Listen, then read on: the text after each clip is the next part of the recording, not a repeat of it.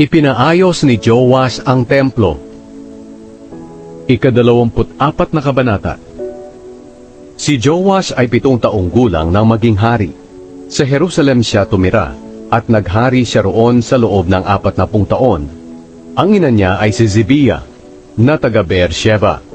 Matuwid ang ginawa ni Joash sa paningin ng Panginoon sa buong buhay ng paring si Jehoiada.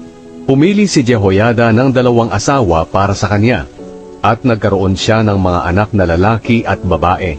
Pagkalipas ng ilang panahon, nagpasya si Joash na ipaayos ang templo.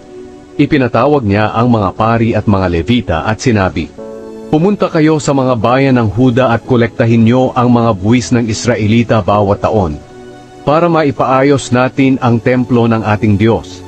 Pero hindi agad sumunod ang mga Levita.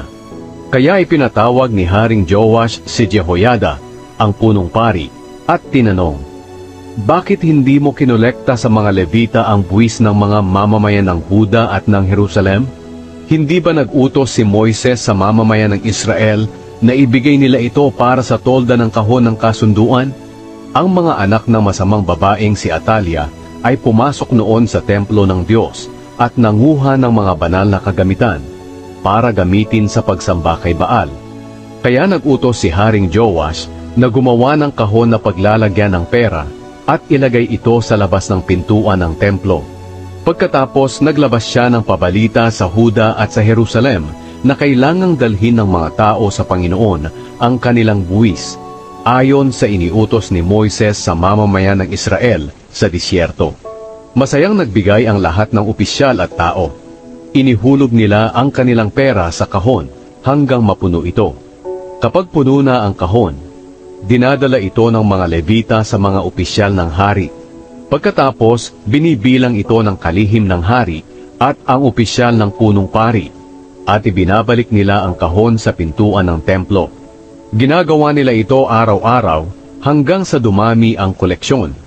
Pagkatapos, ibinigay ni na Haring Joash at Jehoiada ang pera sa mga tao na namamahala sa pag-aayos ng templo ng Panginoon, at kumuha sila ng mga karpintero at manggagawang mahusay sa bakal at tanso.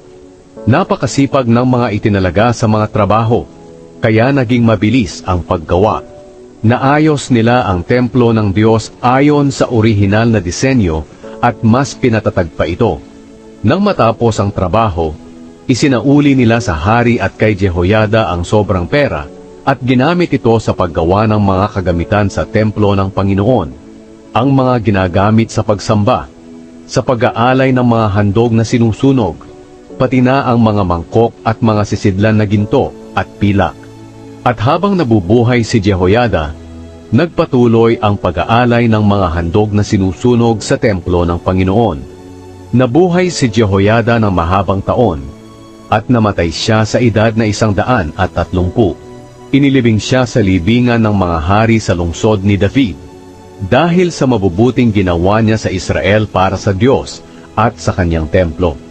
Pero pagkatapos mamatay ni Jehoiada, pumunta ang mga opisyal ng Huda kay Haring Joash at hinimok siyang makinig sa kanila. Nagpasya sila na pabayaan na lang ang templo ng Panginoon, ang Diyos ng kanilang mga ninuno, at sumamba sa posteng simbolo ng Diyosang si Asyera at sa iba pang mga Diyos-Diyosan. Dahil sa ginawa nila, nagalit ang Diyos sa Huda at sa Jerusalem.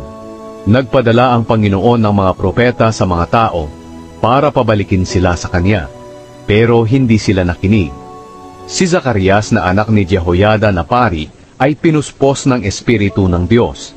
Tumayo siya sa harapan ng mga tao at nagsabi, "Ito ang sinabi ng Diyos, bakit hindi nyo sinusunod ang mga utos ng Panginoon?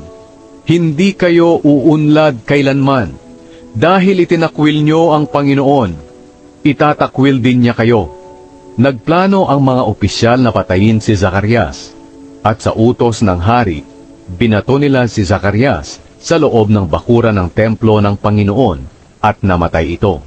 Kinalimutan ni Haring Joash ang kabutihang ipinakita sa kanya ni Jehoiada na ama ni Zacarias. Sa halip, pinatay niya si Zacarias. Ito ang sinabi ni Zacarias nang naghihingalo na siya, Sana'y pansinin ng Panginoon ang inyong ginawa at singilin niya kayo. Nang simula ng bagong taon, nilusob ng mga sundalo ng Aram ang Huda. Natalo nila ang Huda at ang Jerusalem at pinatay nila ang mga pinuno ng Huda. At dinala nila sa kanilang hari sa Damascus ang lahat ng kanilang nasamsam. Kakaunti lang ang mga sundalo ng Aram na lumusob kung ihahambing sa mga sundalo ng Huda. Pero ipinatalo sa kanila ng Panginoon ang Huda, dahil itinakwil nila ang Panginoon, ang Diyos ng kanilang mga ninuno. Kaya dumating ang parusang ito kay Joash. Pag-alis ng mga taga-Aram, malubha ang mga sugat ni Joash. Pero nagplano ang kanyang mga opisyal na patayin siya, dahil sa pagpatay niya sa anak ni Jehoiada na pari. Kaya pinatay nila siya sa kanyang higaan. Inilibing siya sa lungsod ni David, pero hindi sa libingan ng mga hari.